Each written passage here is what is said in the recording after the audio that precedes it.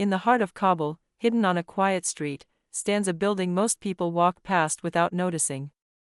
It looks abandoned, forgotten, silent.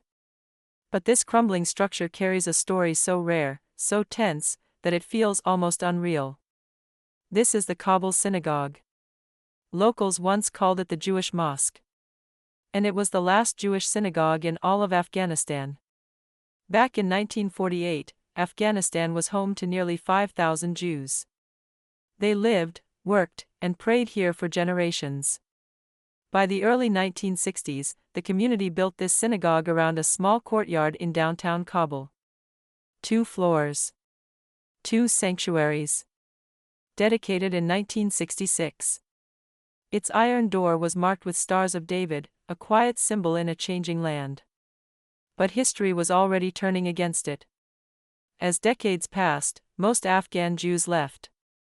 Some moved to the United States. Others to Israel. Yet Afghanistan was unique. It was the only Muslim country that allowed Jews to keep their citizenship even after leaving. Still, by the 1990s, almost everyone was gone. Almost. Inside the synagogue lived 2 men. Zablon Simantov and Yitzhak Levin. They were believed to be the last 2 Jews in Afghanistan. Caretakers of a building the world had forgotten. Then came war. Civil war reduced much of Kabul to rubble. The synagogue was damaged. Abandoned by the city around it.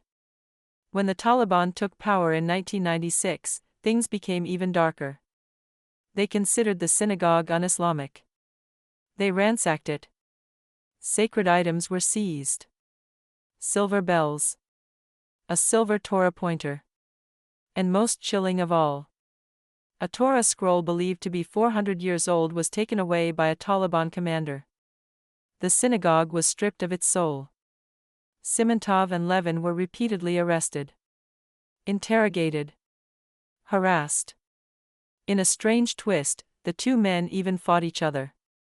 They argued over who truly owned the synagogue. They lived in separate wings.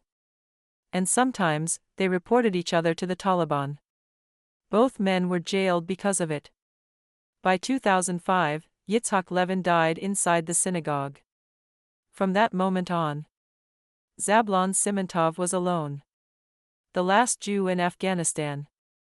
Every week, on Shabbat, he stood at the bima and read from the Torah. 1 man. 1 synagogue. Surrounded by ruins. To protect the building, Simantov disguised it. He opened a kebab restaurant inside. Called it Balk Bustan, ancient Balk. From the outside, it looked ordinary. Inside, it was history struggling to survive. In 2021, everything changed again. The Taliban returned to power. Kabul fell. And Zablon Simantov was evacuated from Afghanistan. For the first time in centuries, there were no Jews left in the country. Today, the Kabul synagogue stands silent. Damaged. Dilapidated. A final echo of a community that once thrived. A reminder that history doesn't always disappear loudly. Sometimes, it fades quietly, behind a locked iron door.